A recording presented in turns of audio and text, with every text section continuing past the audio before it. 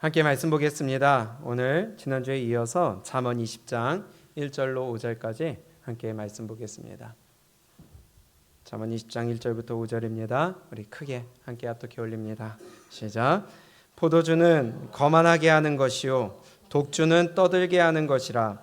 이에 미혹되는 자마다 지혜가 없느니라. 왕의 진노는 사자의 부르짖음 같으니 그를 노하게 하는 것은 자기의 생명을 해하는 것이니라. 다툼을 멀리하는 것이 사람에게 영광이거늘 미련한 자마다 다툼을 일으키느니라. 게으른 자는 가을에 밭갈지 아니하나니 그러므로 거둘 때에는 구걸할지라도 얻지 못하리라.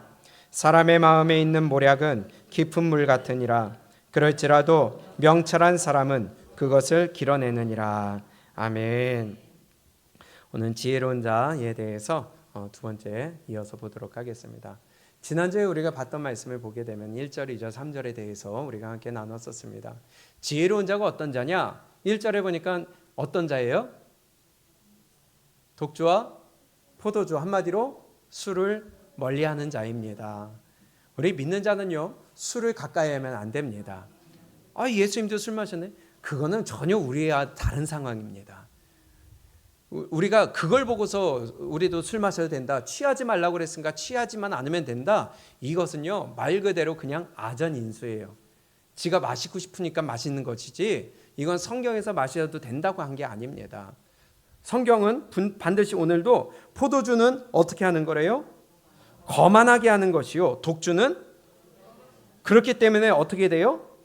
미혹됩니다. 그러면 그 결과 지혜가 없어집니다. 지혜가 없다는 것은 하나님을 경외하지 못한다는 것이에요. 성경은 우리에게 하나님을 경외하라고 하시는데 술을 가까이 하게 되면 하나님을 경외하지 못하게 됩니다. 술을 가까이 하게는 어떻게 되느냐? 우리에게 무슨 일이 일어나게 되냐면 근심이 일어나요. 재앙이 다가와요. 왜 이렇게 작으세요? 한 잔씩 하고 오셔서? 술이 어떻게 되느냐? 재앙을 일으킵니다. 근심을 하게 합니다. 분쟁을 일으켜요. 원망하게 해요. 아멘. 제 말이 아니에요. 성경이에요. 23장입니다. 잠언. 이 술을 먹게 되면 어떻게 되느냐? 잠언 23장 29절에 이렇게 말씀합니다. 술에 잠긴 자에게 있고 29절 재앙이 네게 있으며 근심이 네게 있느뇨 분쟁이 네게 있으며 원망이 네게 있느뇨 까닭이 없는 상처가 네게 있느뇨 붉은 눈이 네게 있느뇨. 그렇죠? 제 말이 아니에요. 지금 물어봅니다. 재앙이 누구한테 있겠느냐? 근심이 누구한테 있겠느냐? 분쟁이 누구한테? 술 먹으면요 맨날 싸워요. 그렇죠? 인사불성이 되고 인사불성이 아니라고 하더라도 술 먹으면 꼭 다투게 돼요. 근심이 일어나요. 재앙이 와요. 또 원망하게 돼요. 쟤 때문에 술이 이렇게 된다는 것입니다. 또 까닭 없는 상처가 네게 있느뇨. 꼭 남한테 상처를 줘요. 그리고 눈이 어떻게 돼요? 새빨개져 가지고 얼굴도 새빨개지지만 눈도 새빨개져요. 건강 잃어버리게 되는 겁니다. 근데 그게 누구한테 있느냐? 30절 크게 읽습니다. 시작. 술에 잠긴 자에게 있고 혼합한 술을 구하러 다니는 자에게 있느니라. 아멘. 나는 폭탄주 안 마시니까 괜찮아. 가 아니고 술 마시면 30절에 술에 잠긴 자에게 뭐가 있느냐? 재앙이 있고 근심이 있고 분쟁이 있고 원망이 있고 까닭 없는 상처가 있고 붉은 눈이 있고. 그래서 크리스찬에게는 술을 멀리해야 됩니다. 그래도 취하지 말라고 하라 했잖아요. 아니요. 31절입니다. 시작. 포도주는 붉고 잔에서 번쩍이며 순하게 내려가나니 너는 그것을 근데 왜 이건 말 안 해? 취하지 말라는 것만 말하고 요건 말을 안 해요. 다 지 필요한 것만 얘기하는 거예요. 그렇죠? 성경은 요거 얘기했으면 요것도 얘기해야죠. 한쪽만 얘기하면 안 되는 겁니다. 믿는 자에게는 지혜가 없어집니다. 원망이 일어납니다. 분쟁이 일어나고요. 다툼이 일어나고요. 또 재앙이 오고요. 근심이 오고요. 불화가 오고요. 그래서 성경은 우리에게 술을 먹지 말고 그것을 보지도 말라는 것입니다. 또 그 다음에 보세요. 32절. 그것이 마침내 뭐같이? 뱀같이 물 것이요. 처음에는 내가 술을 먹지만 나중에 술이 나를 먹어요. 그렇죠? 뱀같이 물 것이요 독사같이 쏠 것이며 또 내 눈에는 괴이한 것이 보일 것이요. 멀쩡히 가는데 막 전봇대하고 싸워. 전봇대가 덤빈대요. 전봇대가 덤비면 뭐 전봇대가 덤비면 지가 덤비는 거죠. 그렇죠? 괴이한 것이 보여요. 다시 33절부터 읽습니다. 시작. 또 내 눈에는 괴이한 것이 보일 것이요 내 마음은 구부러진 말을 할 것이며 너는 바다 가운데 누운 자 같을 것이요 돛대 위에 누운 자 같을 것이며. 야, 바다 위에 누워서 한번 생활해 보신 적 있으세요? 하다못해 배에서 생활하더라도 오래 못합니다. 스튜어디스나 그 파일럿들도 일정 기간 비행을 하고 나면 일정 기간 땅에서 있어야 된대요. 그게 그들의 법칙이래요. 왜냐? 위에만 있으면 이상이 생기는. 배도 마찬가지예요. 그런데 술 마시는 사람은 어디에 누운 자 같대요? 바다 위에 누워 있어요. 그게 안전할까요? 또 어디에 누워 있다고요? 막대기 하나 드릴 테니까 거기 한번 서보시겠어요? 그런데 돛대 위에 서 있대요. 위험하다는 것입니다. 또 35절 시작. 내가 스스로 말하기를 사람이 나를 때려도 나는 아프지 않다 하고 나를 상하게 하여도 내게 감각이 없도다. 내가 언제나 깰까 다시 술을 찾겠다 하리라. 술 마시면 이렇게 되는 거예요. 자기가 아니에요. 내가 나를 제어 못해요. 술이 나를 이끌어가고 마귀가 나를 이끌어가고 더러움이 나를 이끌어가고 죄악이 나를 이끌어가고 아무도 아멘을 안 하고 다들 앉아. 그렇죠? 성경은요 술을 보지도 말라고 그랬어요. 그래서 우리는 구별된 자로서 누구예요? 요즘 왜 이렇게 단어가 생각이 안 나나 모르겠네. 나시린처럼 멀리 해야 됩니다. 가까이 하면 안 됩니다. 끊어야 됩니다. 우리 가운데 혹이나 아직 술의 문제를 해결하지 못했다면 여러분들 하나님 앞에 간구하시고 술의 문제 해결하시기를 축복합니다. 그게 내가 사는 길이에요. 그게 내 영혼이 사는 길이에요. 그것은 원망이 있고 재앙이 있고 근심이 있고 분쟁이 있고 너는 그것을 보지 말라. 뱀같이 그 술이 물 것이다. 반드시 잘 새기시기를 축복합니다. 이것이 우리에게 주시는 말씀이었어요. 이러한 자가 바로 지혜로운 자다. 두 번째 2절에 보게 되면 왕의 진노, 왕을 노하게 하는 자는 자기 생명을 해하게 하는 것이다. 하나님은 우리의 왕이 되십니다. 만왕의 왕이십니다. 만주의 주가 되십니다. 그분을 진노하게 하는 것은요 스스로를 해하게 하는 거예요. 그래서 우리는 무슨 말씀이든지 하나님의 말씀에 순종하는 자가 되시기를 축복합니다. 하나님께 가까이 하시기를 축복합니다. 하나님이 하지 말라고 한 것은 내가 떨며 어떻게 해서든지 끊어내는 자가 되어야 돼요. 근데 그렇지 아니하면 왕의 진노를 사서 결국은 우리로 하여금 하나님을 진노케 하여 내 영혼을 파멸케 하는데요. 예수님조차도 사도 바울조차도 그 위대한 자들조차도 예수님을 기쁘시게 하기 위하여 살아갔다는 것입니다. 요한복음 8장 29절을 볼까요?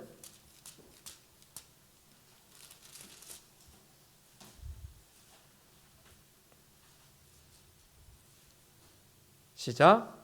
나를 보내신 이가 나와 함께 하시도다. 나는 항상 그가 기뻐하시는 일을 행함으로 나를 혼자 두지 아니하셨느니라. 아멘. 예수님의 말씀입니다.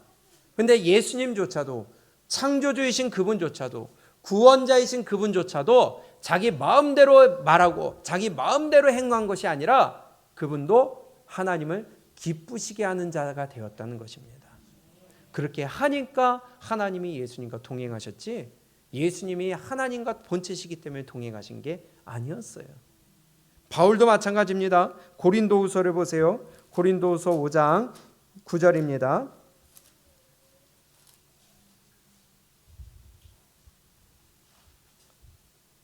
시작. 그런즉 우리는 몸으로 있든지 떠나든지 주를 기쁘시게 하는 자 되기를 힘쓰노라. 왜냐? 이는 우리가 다 반드시 그리스도의 심판대 앞에 나타나게 되어 각각 선악간에 그 몸으로 행한 것을 따라 받으려 함이라. 아멘. 바울 사도조차도 하나님을 기쁘시게 하는 자가 되기를 어떻게 했다? 힘썼다. 살든지 죽든지 그의 가장 최대 고민은 하나님을 기쁘시게 하는 자 되기를 힘쓰는 거였어요. 우리도 이렇게 살아가기를 원합니다. 이것이 지혜로운 자라는 것입니다. 또 우리가 지난주에 봤던 세 번째, 누가 지혜로운 자냐? 3절에 보니까 다툼을 멀리하는 자입니다. 미련한 자가 다툰다고 그랬어요. 우리 교회 안에서 성도와 성도 사이에, 저와 여러분들 사이에 다툼이 없기를 축복합니다. 다투는 것은 지혜가 없는 것이고요. 다투는 것은 마귀의 자식이고요. 다투는 것은 하나님을 경외하지 않는다는 증거라는 거예요. 그래서 우리가 지난주에 누구를 봤어요? 이씨 성을 가진, 삭이라는 이름을 가진 이삭. 그렇죠? 예. 이삭이 어떻게 됐어요? 우물을 팠어요. 그런데 그레 땅 목자들이 와가지고 뺏었어요. 또 다시 가서 다시 우물을 팠어요. 그런데 와가지고 또 다시 뺏어요. 세 번째 가서 팠어요. 그 다음에는 안 왔어요. 싸우지 않았습니다. 자기의 소유권을 주장하고 자기 거를 지키려고 하지 않았습니다. 옮겨갔어요. 다툼을 피했어요. 우리도 이러한 믿음이 있기를 바랍니다. 부부와 부부 사이에, 교인과 교인 사이에, 또 우리는 특히나 세상에서 더더욱이나 손해보고 희생하는 자가 되어서 다툼을 내가 가기 때문에 다툼이 없어져야지, 평화로운 곳에 내가 가서 다툼이 생긴다면 그것은 믿는 자의 모습이 아니에요. 우리 다툼을 멀리할 수 있기를 바랍니다. 우리와 만나는 모든 자가 나 때문에 축복받고 나 때문에 하나님과 함께 하나님의 모습이 보일 수 있는 하나님의 형상이 될 수 있기를 바랍니다. 그래서 우리가 봤던 말씀인데요. 갈라디아서 5장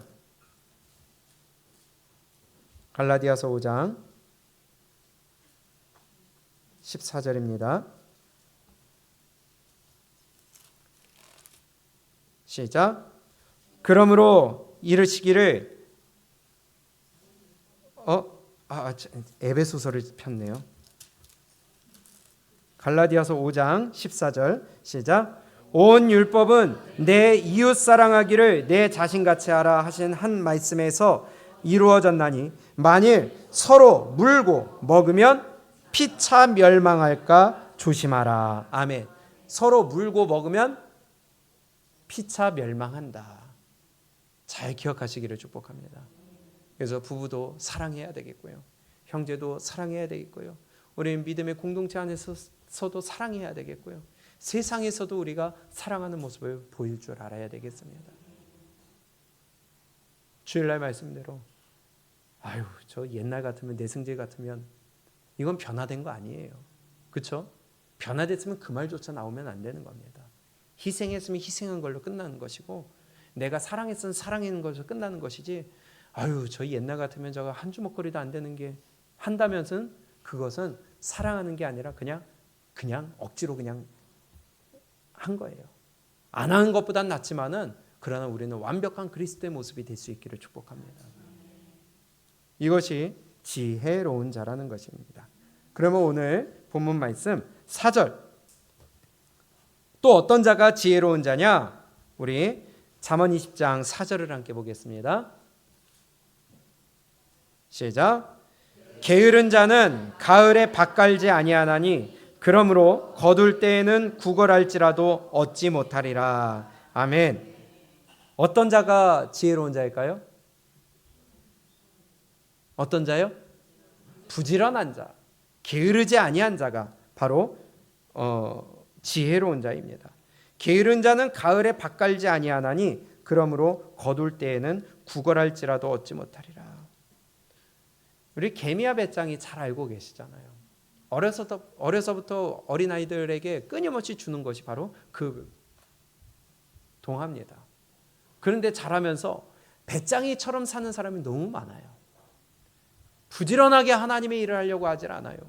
내 삶에 있어서는 부지런할지 몰라도 영적으로는 부지런하지 못한 자가 너무나도 많습니다. 오늘 우리 육적으로도 게으르면 안 되겠지만 영적으로도 게을러서는 절대 안 되겠습니다. 믿는 자에게 맡겨진 일은 최선을 다해서 해내야 되는 것입니다. 근데 세상에서도 회사 일을 하는 데 있어서 내 일을 제대로 안 해. 그러면 그것은 게으른 자요. 그것은 지혜롭지 못한 자가 되는 것입니다. 그건 믿음을 떠나서 손가락질 받을 일이에요. 우리 고린도전서를 보게 되면 너희가 먹든지 마시든지 무엇을 하든지 다 하나님의 영광을 위하라 하라고 하셨어요. 근데 세상에서 일은 제대로 하지 않으면서 나 주일이니까 쉴 거야. 나 교회 일이 있어서 오늘 일찍 가야 돼. 그런 소리를 한다면 그 사람은 하나님을 나타내는 것이 아니라 난 믿음 좋다는 표시를 하는 것이 아니라 스스로 하나님을 욕먹게 만드는 것입니다. 근데 이런 일들이 비일비재하더라는 것입니다. 내가 게으르게 되면 내가 내 책임을 다하지 않으면 하나님의 영광을 가리는 일이 됩니다.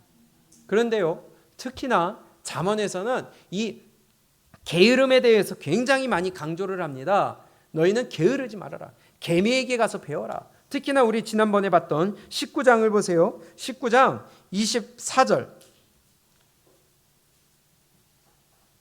읽어볼까요? 시작. 게으른 자는 자기의 손을 그릇에 넣고서도 입으로 올리기를 괴로워하느니라. 아멘. 게으른 자는 자기의 손을 그릇에 넣고서도 입으로 올리기를 괴로워하느니라. 신앙생활하다 보면 이런 일들이 참 가끔 보여요. 나 스스로에게도 그럴 때가 있는 것 같아요. 신앙생활하면서 자꾸 이것이 우리의 변명이 될 때가 있어요. 핑계가 될 때가 있어요. 그런데요, 하기 싫어도 하나님의 일이기 때문에, 하기 싫어도 내 영혼의 유익이 되기 때문에 주님 앞에 달려 나와야 되는 것입니다. 내 영혼을 위하여 기도해야 되는 것이고요. 하기 싫어도 내 영혼을 위하여 말씀을 읽어야 되는 것이고요. 정말 내가 힘들어도 내 영혼을 위하여 말씀을 묵상해야 되는 것이고요. 내 기분은 찬양할 마음이 아니지만 찬양해야 된다는 거예요. 왜냐? 그것이 내 영혼을 깨우는 일이기 때문에. 그래서 찬양할 때 박수 치세요. 입을 열어 소리를 내세요. 기도할 때 소리를 내세요. 가만히 있으면 잘 수밖에 없어요. 음악 틀어주죠. 불까지 꺼주죠. 자기 얼마나 좋아요. 자도 모르고. 그러나 소리를 내면 내 영혼을 깰 수가 있습니다. 느린 찬양하면 반주 넣어주죠. 눈 감고 찬양하니 얼마나 자기 좋아요. 입을 대서 소리를 내야 된다는 것입니다. 그게 내 영혼을 깨우는 거예요. 근데 하기 싫어도 내 마음과 기분과 내 상황은 그렇지 않을지라도 우리는 찬양하고 기도하고 주님 앞에 나아가며 말씀 앞에 어떻게 해서든지 매은 자가 되기 위하여 힘을 써야 된다는 거예요. 육의 게으름도 문제지만 영적 게으름은 더 큰 문제입니다. 우리 로마서 말씀처럼 우리 열심을 품고 주를 섬길 수 있기를 축복합니다. 그것이 우리의 영적 게으름을 이겨내는 방법이에요. 기도도 열심히 하시고요. 봉사에도 게으르지 마시고요. 말씀에도 게으르지 마시고요. 우리 영적인 일에 게으르지 마시고요. 헌신도 힘을 쓰시고요. 전도도 힘을 쓰시고요. 하나님의 일에 여러분들이 팔을 걷어서 앞장을 서시기를 바랍니다. 그런데 이것 때문에 못하고 저것 때문에 못하고 한다면 그것은 영적인 게으름이 될 수가 있다는 거예요. 핑계하지 맙시다. 해보면 할 수가 있어요. 자, 데살로니가후서를 보세요. 데살로니가후서 3장 6절입니다.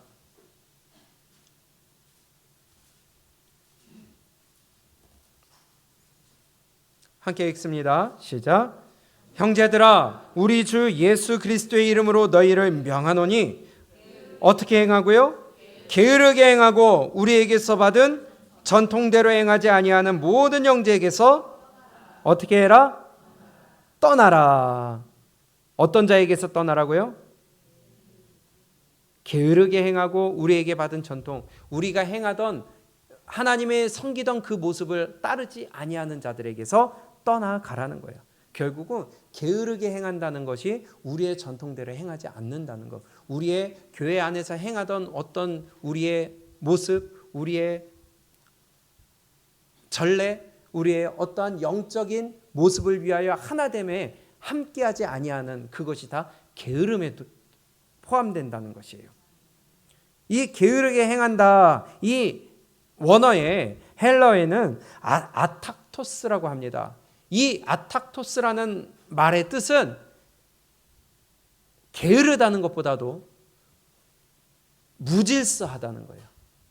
질서를 지키질 않아요. 그러니 정해진 질서를 따라가지 않는 것이 게으른 거예요. 함께하지 않는 것이 게으른 거예요. 또 이 아탁토스라는 말에는 규율과 질서를 따르지 않는다는 것이 포함이 되어 있어요. 뜻이. 그러면 교회 안에서 우리가 따라야 될 질서가 있고요.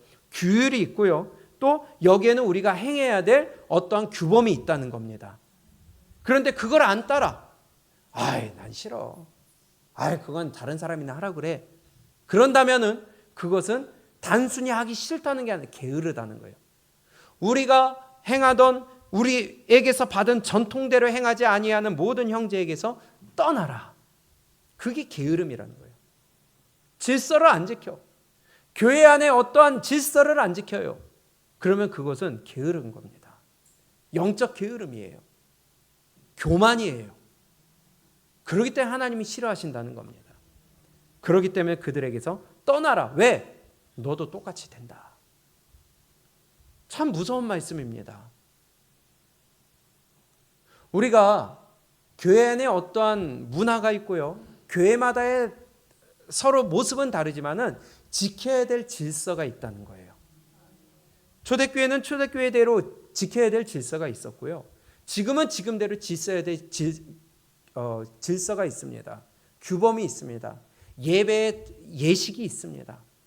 아, 난 싫어. 그런다면은 그것은 게으름이 될 수 있다는 거예요. 우리 영적인 게으름이 되지 않기를 축복합니다.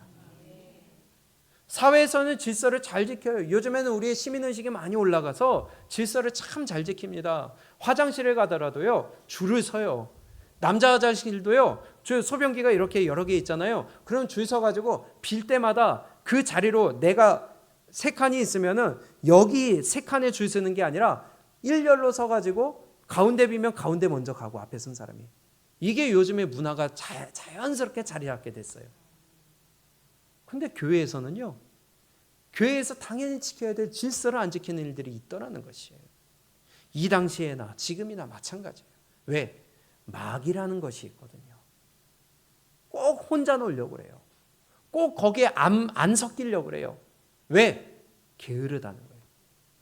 그것은 교만이 될 수 있다는 겁니다. 잠언에서도 우리에게 끊임없이 경고를 합니다. 잠언 19장을 한번 보세요. 잠언 19장 15절입니다. 시작. 게으름이 사람으로 깊이 잠들게 하나니 태만한 사람은 줄일 것이니라. 아멘. 물론 여기뿐만이 아니라 잠언 전체에서 여러 번의 게으름에 대해서 우리에게 경고를 하고 계시는데, 특별히 19장 15절에서는 게으름이 사람으로 깊이 잠들게 하나니, 영적으로 잠들게 만들어요. 질서를 따르지 아니하고 규범을 따르지 아니하고 말씀을 따르지 아니하며 하나님의 가르쳐 주신 그 규범을 따르지 않으려고 하니까 영적으로 그냥 침체가 되는 거예요. 영적으로 태만하게 되는 거예요. 잠들어 버려요. 그러니 줄이는 거죠. 영은 맨날 갈급해 있어요. 배고파해요. 힘들어해요. 그래서 사람들이 갈 때 같이 가는 것이, 기도할 때 같이 기도하는 것이, 아멘. 그래서 여러분 우리 모여서 기도할 때 그냥 잠깐 있다 가지 마세요. 기도할 때 같이 기도하세요. 아멘. 그게 힘입니다. 그게 우리가 기도를 뿌리고요.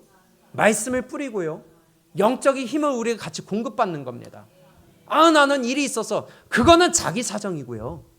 그러나 기도할 땐 기도해야 된다는 거예요. 왜냐? 공급받아야 되니까. 게을러지면 안 되니까. 잠들면 안 되니까. 우리가 영적 흐름이 같이 똑같아져야 돼요. 영적 색깔이 똑같아져야 돼요.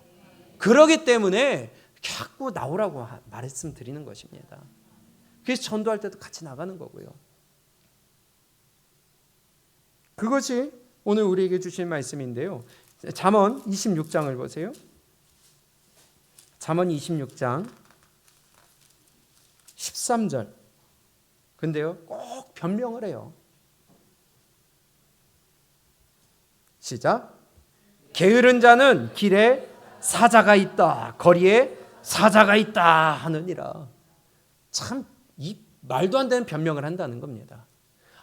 나가자니까는 밖에 사자가 있어서 무서워서 못 나간대요. 거리에 지금 사자가 돌아다녀서 지금 못 나간대요. 운동하면은 운동하자 그러면은 제가 그러거든요. 운동해야 되는데 꼭 뭐 때문에 못 한다는 거예요. 배불러서 못 하고 어디가 아파서 못 하고.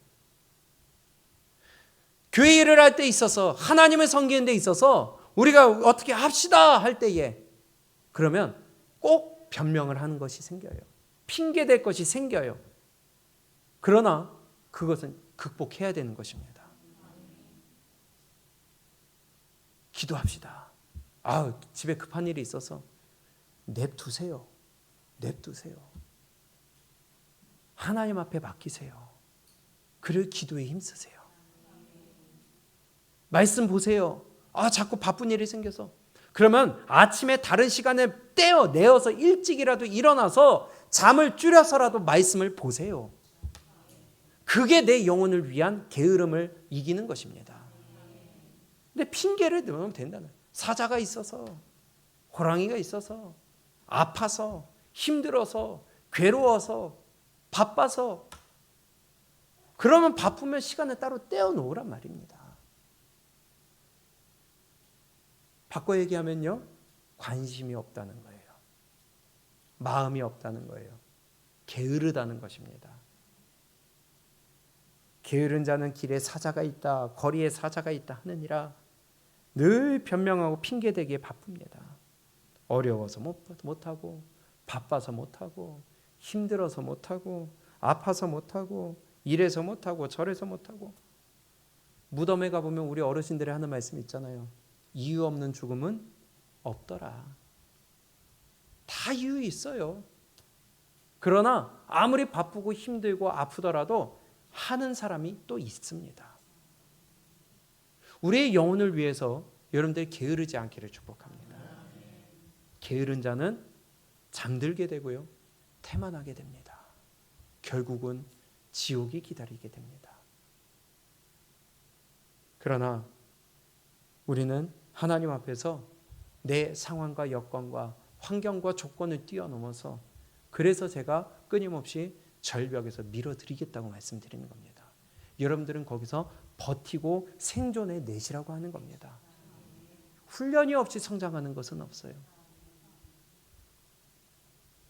올림픽에 나가는 선수들이 4년 동안 자기 운동을 끊임없이 하는데요, 가장 많이 하는 것 중에 하나가 반복 훈련입니다.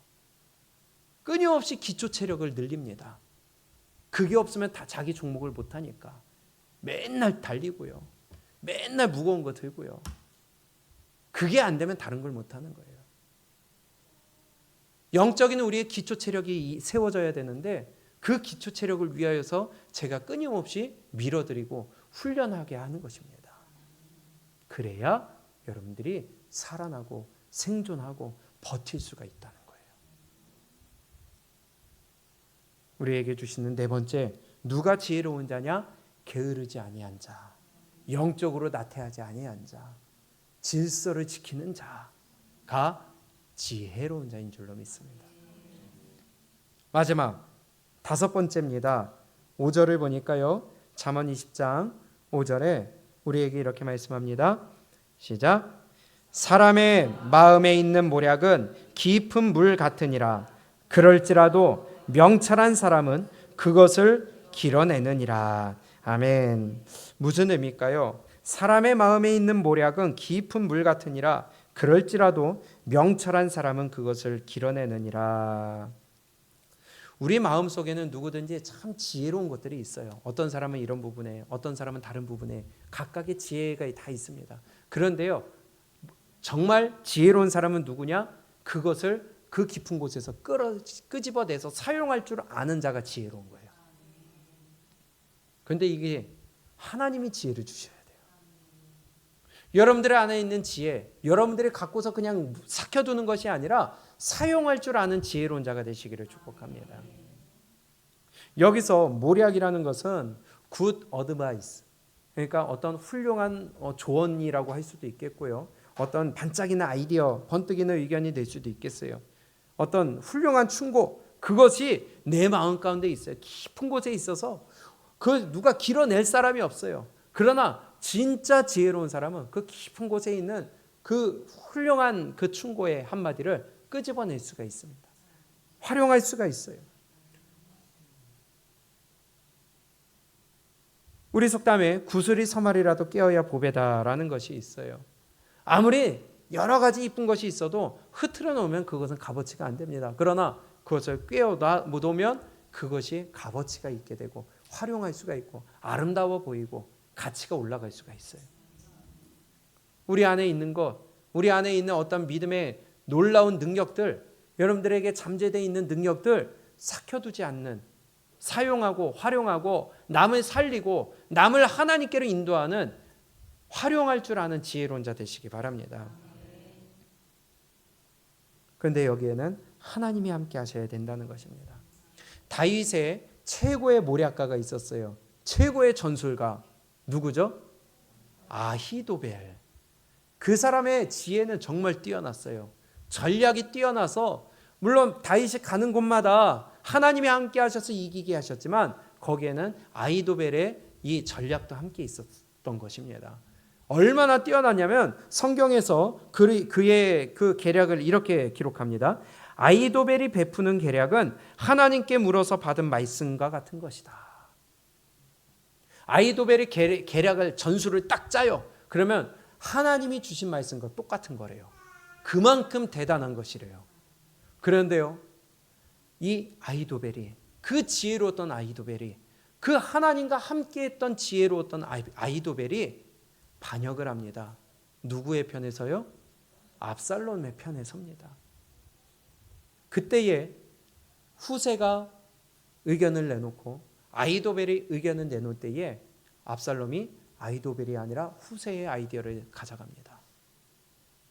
그리고 아히도벨은 자기의 전술이 채택되지 않음으로 말미암아 가서 목매달아 죽어요. 그게 왜 죽을 일인지 저는 아직도 궁금해요.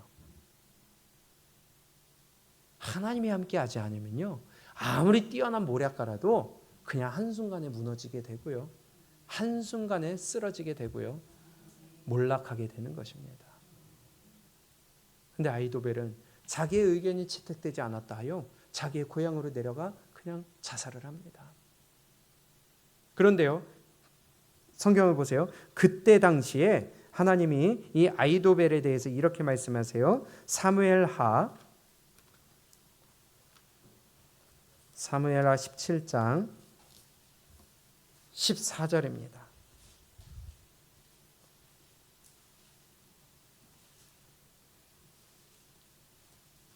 함께 읽습니다. 시작. 압살롬과 온 이스라엘 사람들이 이르되 아렉 사람 후세의 계략은 아히도벨의 계략보다 낫다 하니 이는 여호와께서 압살롬에게 화를 내리려 하사 아히도벨의 좋은 계략을 물리치라고 명령하셨음이더라. 아멘. 계략 자체, 전술 자체는 후세보다 아히도벨께 훨씬 더 좋았어요. 객관적으로 좋았어요. 그런데 하나님이 그것을 쓰지 못하게 막으셨다는 것입니다. 지혜로운 자는 어떤 지혜로운 자? 누가 지혜로운 자냐? 그것을 길어내는 자, 끄집어내는 자, 활용할 줄 아는 자, 그가 지혜로운 자라는 거예요. 아무리 우리 가운데 말씀이 있어요. 암송을 해요. 묵상을 해요. 그것이 내 마음 가운데 깊이 새겨져 있어요. 그러나 내가 하나님의 말씀으로 상황을 대처하고 판단해야 될 때에 그 말씀, 내 속에 있는 말씀으로 나를 제어하지 못한다면 그것은 지혜로운 자가 아니라는 거예요. 그거를 길어내는 자, 내 속에 있는 말씀을 끄집어내서 활용할 줄 아는 자, 그가 진짜 지혜로운 자요. 하나님의 사람이요. 하나님이 사용하시는 사람이라는 것이죠. 하나님이 그래서 우리와 동행하셔야 된다는 것입니다. 잠언 16장 9절에 사람이 마음으로 자기의 길을 계획할지라도 그의 걸음을 인도하시는 이는 여호와시니라. 내 마음 가운데 아무리 좋은 계획이 있고 아무리 좋은 모략이 있고 아무리 좋은 어떠한 아이디어가 있다 할지라도 그것을 실행하게 하시는 분은, 움직이게 하시는 분은 여호와 하나님이시라는 것입니다. 그래서 우리가 묵상만 하고 있을 것이 아니라, 읽고 끝날 것이 아니라, 암송하고 끝날 것이 아니라, 우리가 말씀을 듣고 끝날 것이 아니라, 기도하고 끝날 것이 아니라, 그것을 가지고 내가 상황을 판단하고 선택을 해야 될 때에 그것이 기준이 되어 내 뜻을 꺾고 내 본성을 꺾고 내 의지를 꺾고 하나님의 말씀대로 선택할 수 있고 결정할 수 있는 것이 진짜 지혜로운 사람인 줄로 믿습니다. 그래서 우리 하나님과 함께 동행해야 돼요. 최고의 모략가는 누구냐? 최고의 전술가는 누구냐? 하나님이십니다. 한 장만 더 볼까요? 이사야 9장 6절입니다.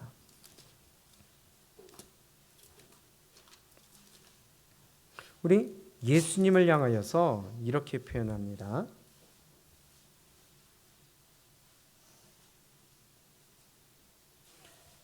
이사야 9장 6절입니다. 시작. 이는 한 아기가 우리에게서 낳고 한 아들을 우리에게 주신 바 되었는데 그의 어깨에는 정사를 메었고 그의 이름은 기묘자라 모사라 전능하신 하나님이라 영존하시는 아버지라 평강의 왕이라 할 것임이라. 아멘.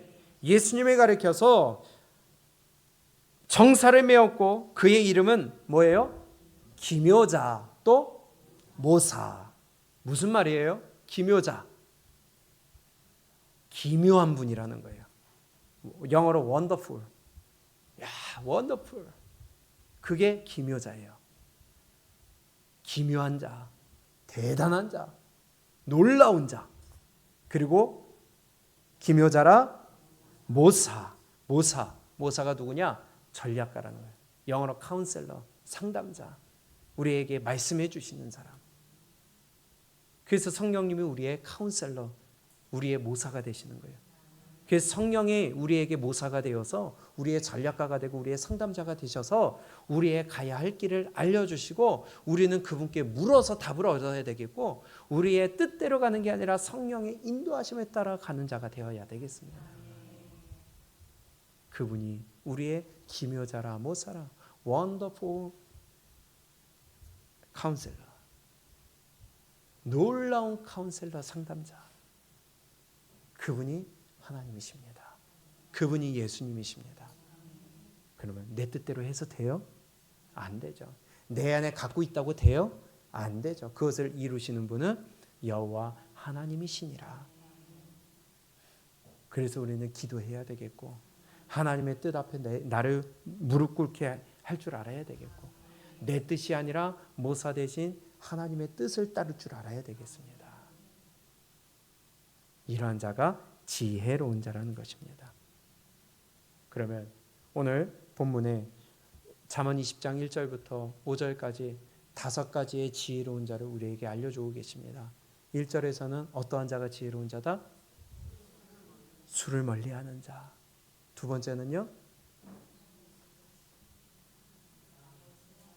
하나님의 진노하심을 진노치 않게 하는 자. 세 번째는요? 다툼을 멀리하는 자. 네 번째는요? 게으르지 아니하는 자. 다섯 번째는요? 내 안에 있는 명철을 끄집어내 사용할 줄 아는 자. 하나님과 함께하는 자가 지혜로운 자라는 것입니다. 그리하여 우리 오늘 하나님 앞에서 하나님이 주시는 내 속에 있는 깊은 곳에 있는 굿 어드바이스, 훌륭한 어떠한 그러한 조언들을, 하나님의 교훈들을 내 안에서 끄집어내어서 활용할 줄 아는 지혜로운 자 되시기를 주님의 이름으로 축복합니다. 우리는 하나님의 뜻대로 살아가야 됩니다. 내 뜻을 주장해서는 안 됩니다. 내 생각을 주장해서는 안 됩니다. 오직 우리는 하나님의 뜻에 따라가는 지혜로운 자가 되어서 하나님 앞에서 우리 함께 기뻐하고 또한 세상에서도 인정받고, 하나님의 뜻에 따라 다툼을 멀리했던 이삭을 봤더니 또 그 아비멜렉이 와서 너는 나에게 침범하지 말아라. 너는 하나님과 함께함을 내가 보았다. 두려워할 줄 아는 자가 되는 진짜 하나님의 백성 우리 모두 다 되기를 주님의 이름으로 축복합니다. 우리 서로 이렇게 축복합니다. 지혜로운 자가 됩시다. 술을 멀리합시다. 하나님을 짓놓지 않게 합시다. 다툼을 멀리합시다. 부지런합시다. 하나님과 함께 합시다. 아멘. 그래서 우리 지혜로운 우리의 신앙생활이 될 수 있기를 바랍니다.